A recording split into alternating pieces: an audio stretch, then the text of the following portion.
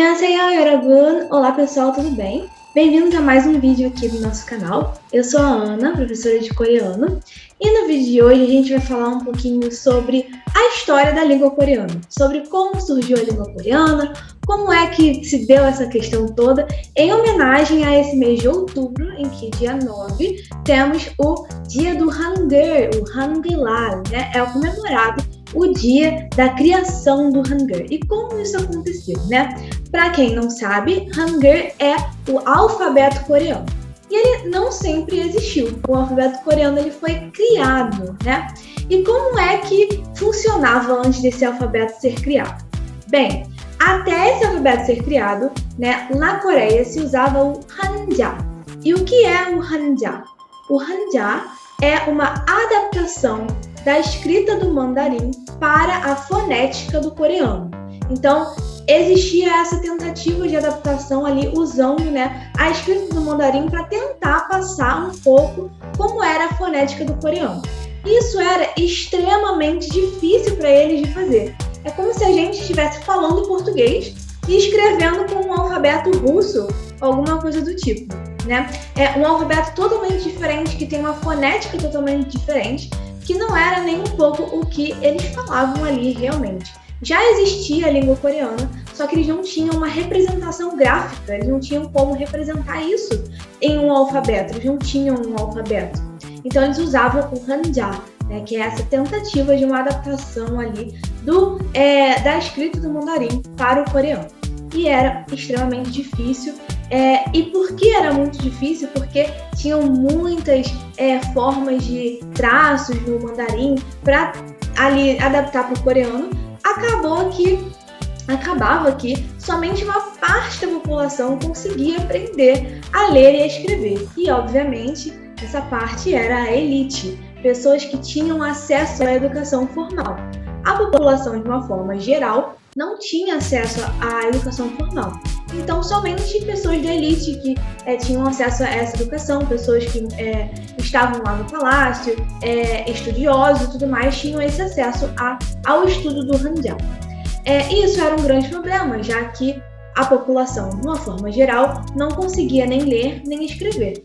Então, eles não conseguiam ver decretos do governo, eles não conseguiam se comunicar com escrita, mandar cartas e tudo mais. Não conseguiam, não era uma coisa que era possível de ser feita.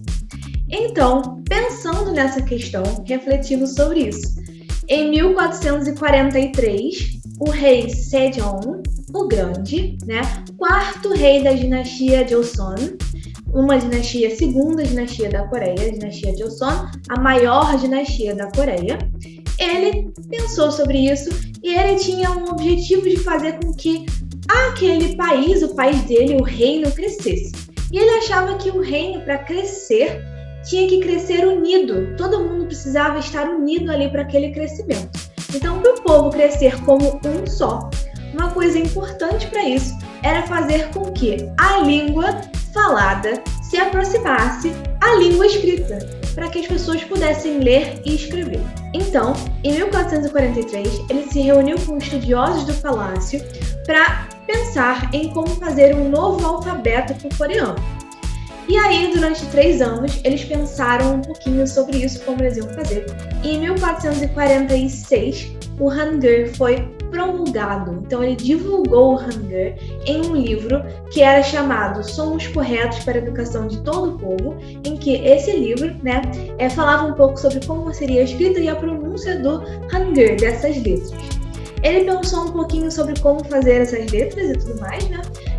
As consoantes, ele pensou em ser alguma coisa mais anatômica. Então, as consoantes do coreano, elas buscam ser mais relacionadas com a forma com que a sua boca, a sua língua, a sua garganta ficam quando você pronuncia esse som, essa letra. Então, as consoantes são um pouco mais anatômicas nesse sentido, buscaram ser mais anatômicas nesse sentido, e as vogais são um pouco mais ali filosóficas, né? Ele se inspirou um pouquinho na filosofia e pensou em como fazer essas vogais. Bem, as vogais são formadas, de uma forma geral, por 3 partes. Tem um ponto, antigamente, hoje é um traço bem pequenininho. Tem uma linha reta na vertical e uma linha reta na horizontal. e cada uma dessas partes tem um significado. O ponto, hoje um tracinho pequenininho, significa o sol, né? Representa o sol. O traço reto na vertical representa o ser humano e o traço reto na horizontal representa a Terra. Então, isso tudo ali tem uma ligação com a vida, né? A vida aqui no planeta Terra, como a gente vive por aqui. Bem, falando sobre o Hangul, ele começou a ser comemorado em 1926. 1926, durante esse período, a Coreia estava passando por uma ocupação japonesa. Então, ali no finzinho da dinastia Joseon, que é essa dinastia que foi criada, o Hangul, no finzinho dela, que se deu ali em 1905, 1910, em 1910, a Coreia começou a passar por uma ocupação japonesa. E eles ficaram nessa ocupação como uma colônia do Japão até 1945. Durante esse período de tempo, a Coreia, né, a população coreana, era impedida, né, eles não podiam falar por lei coreano, não podiam usar nomes coreanos e nem falar coreano, usar o Hangul. Por causa disso, para tentar manter a cultura viva, em 1926, eles pensaram em fazer um dia para comemorar o alfabeto coreano. Obviamente, naquela época, foi rapidamente reprimido, já que era uma lei, tinha uma lei que impedia que eles usassem o coreano, né, o alfabeto coreano, e falassem coreano. Então, mesmo assim, parece que eles se animaram um pouco por causa disso, por causa dessa repressão que aconteceu com eles, né? Nesse período, eles se animaram um pouco e resolveram fazer escondido. Então, como eles faziam? Eles acabavam falando entre si pelas aldeias, mandando cartas para si entre as aldeias, né? 100% de uma forma assim, bem escondida. Não precisavam ser cartas muito elaboradas, era só assim entre vizinhos, pessoal ali do mesmo bairro, né? Para que eles pudessem manter a língua deles viva.